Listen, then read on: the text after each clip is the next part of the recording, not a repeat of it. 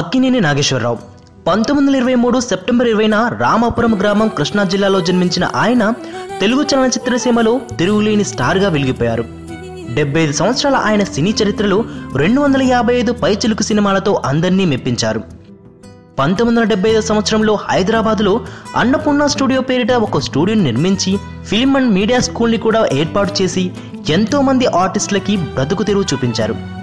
ధర్మపత్ని సినిమాతో 1941లో 17 సంవత్సరాల వయసులో అడుగుపెట్టిన ఆయన దేవదాసు, మాయాబజార్, లైలా మజ్ను, ప్రేమాభిషేకం, అనార్కలి, ప్రేమ్ నగర్, చెంచులక్ష్మి, మేఘ సందేశం, శ్రీరామదాసు, మనం వంటి చిత్రాలతో తెలుగు ప్రజల మధ్యలో తనకంటూ ఒక గుర్తింపు తెచ్చుకున్నారు. 75 సంవత్సరాల నాగేశ్వరరావు గారి సినీ చరిత్రలో ఆయన ఎన్నో నంది అవార్డ్స్, ఫిల్మ్ఫేర్ అవార్డ్స్ వరించాయి. మన భారత ప్రభుత్వం ఆయన కృషికి ఫలితంగా పద్మవిభూషణ్, పద్మభూషణ్, పద్మశ్రీలతో పాటు భారత ప్రభుత్వ అత్యున్నత అవార్డు దాదాసాహెబ్ ఫాల్కే అవార్డుతో ఆయన్ని సత్కరించారు. మనిషిని సృష్టించిన ఆ దేవుడే ప్రేమను, మనసును సృష్టించాడు. మనిషి ప్రాణానికి పరిమితి పెట్టగలిగిన ఆ దేవుడు మనసుకు, ప్రేమకు ఎందుకు ఆ పరిమితులు పెట్టలేకపోయాడు?